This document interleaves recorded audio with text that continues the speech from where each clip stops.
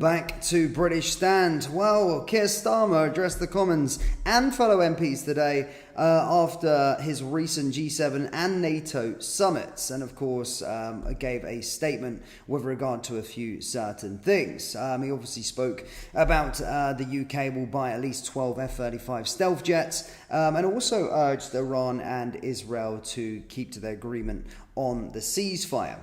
He was then, of course, the House was then open to sort of questions, and again, as always, he was humiliated for his lack of involvement, I suppose, on the big scheme of things with regard to being on being next to the United States and being involved with these certain talks. Of course, he's walking on the news. Yeah. This is a weak statement from a weak Prime Minister, which can be characterised in two words: noises off. Yeah. In his statement, the Prime Minister said, "We urge Iran and Israel to honour the ceasefire."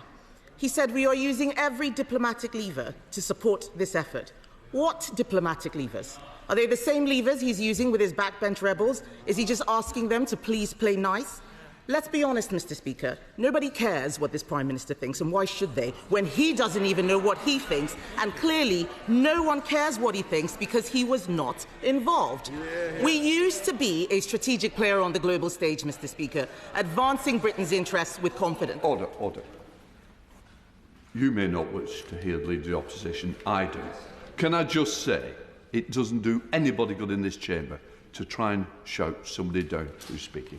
Thank you, Mr. Speaker. They can shout as much as they like, but we all know the truth. We used to be a strategic player on the global stage, advancing Britain's interests with confidence, and now we are on the sidelines. Over the last few weeks, historic events unfolded in the Middle East, and at every stage, Britain has been out of step with the US and out of the loop with Israel. Last week, the Prime Minister came back from the G7, insisting that there was nothing that President Trump said that would indicate he was about to get involved in this conflict.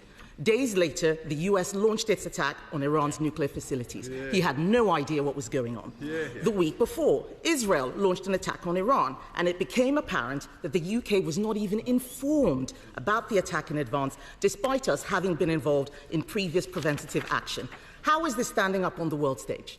On Tuesday, the Foreign Secretary, a lawyer, repeatedly could not say whether the US strikes against Iran's nuclear facilities were legal. This is a government that doesn't know what it's doing. Let me make the Conservative position clear, Mr. Speaker. Iran has been a direct threat to the UK for years, plotting terrorism on British soil. It must not get nuclear weapons. And this is a time for Europe to step up, and the UK should be leading. Instead, we have an Attorney General using international law to constrain and restrict the UK while the Prime Minister hovers indecisively on the sidelines. What we need is a leader. Instead, we have three lawyers. Last week, I wrote to the Prime Minister about how this conflict has underscored the folly of the government's £30 billion Chagos surrender deal. The Diego Garcia base is of obvious strategic importance for conflicts in the Middle East. They're shaking their heads. They don't understand. It is obvious. It was used extensively. Diego Garcia was used extensively during the war in Afghanistan, including by the United States. And at Prime Minister's questions, the Prime Minister said that this Chagos surrender had been opposed by our adversaries, Russia, China and Iran. Since then, it has been widely reported that China have offered massive congratulations on the deal and conveyed that it fully supports Mauritius. So can the Prime Minister now admit that he was incorrect to state on the floor of this House that China opposes the Chagos deal? And can he confirm if he still views China as an adversary? Under the terms of his deal, if the US were to launch an attack from the military base on Diego Garcia, we would have to inform the Chinese allied Mauritius government. Will he abandon the deeply flawed surrender deal? Because if not, when will he introduce the legislation setting out the details of the Chagos surrender so Parliament can consider and debate it? We welcome the announcement that the UK will be buying F-35A fighter jets, and I'm pleased that the Labour Party has now moved on from its previous position where it did not support NATO and advocated against the nuclear deterrent. They pretend that it never happened. We have the receipts. Conservatives are proud of exceeding the NATO baseline of 2% of GDP on defence, and we led NATO in getting there. But the government's aspiration to get spending on national security to 5% is just hope.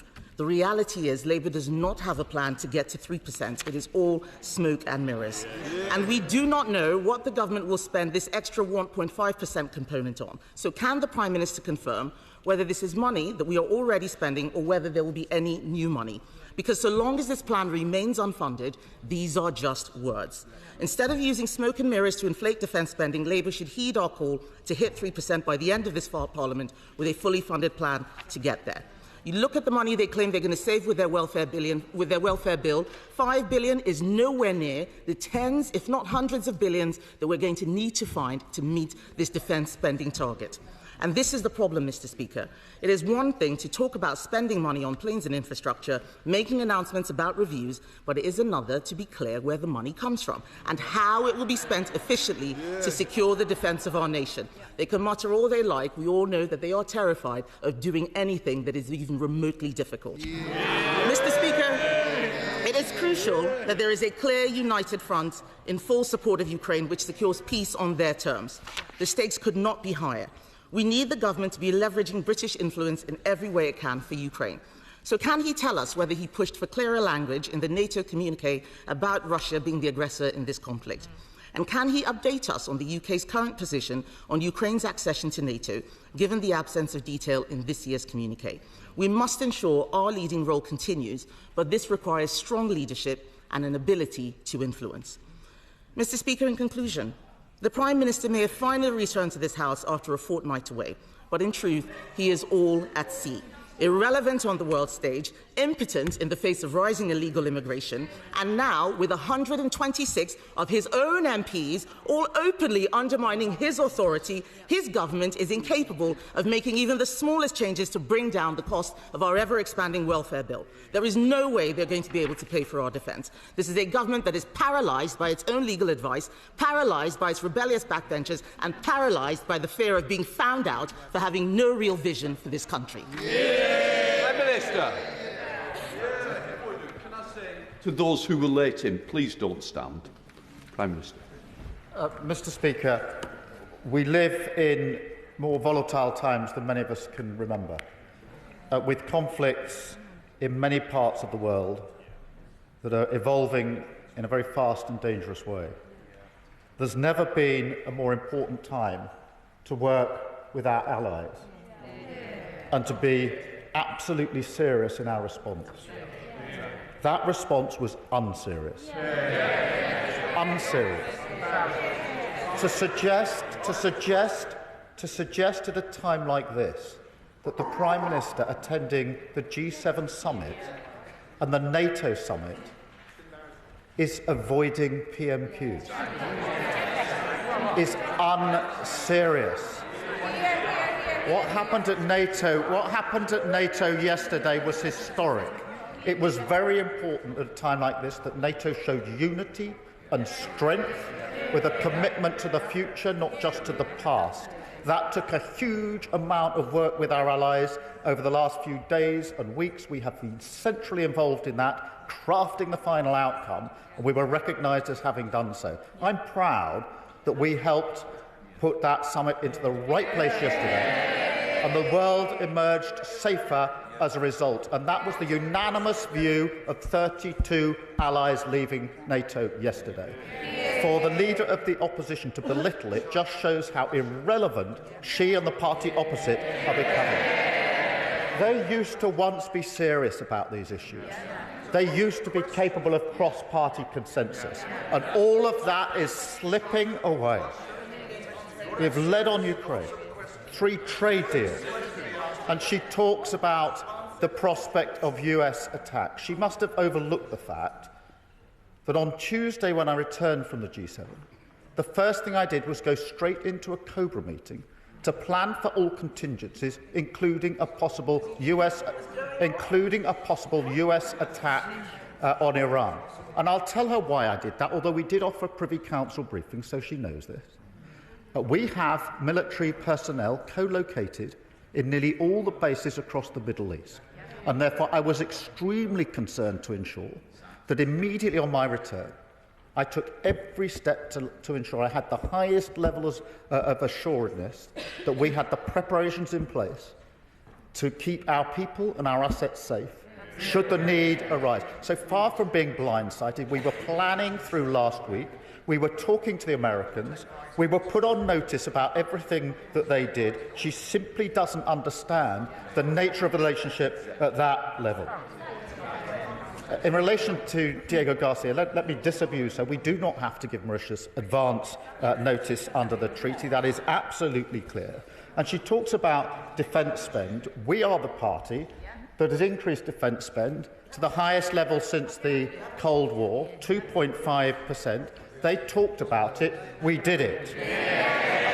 Mr. Speaker, she says we don't know where the money is coming from. She was pressed on this in an interview not so long ago, and this was her quote. She said this, Mr. Speaker, we talked about getting to 3% by 2030, and we couldn't make the numbers work, she said.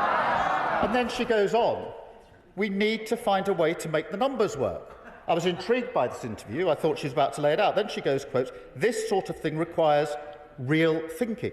And then she said, let's start looking at what we can do.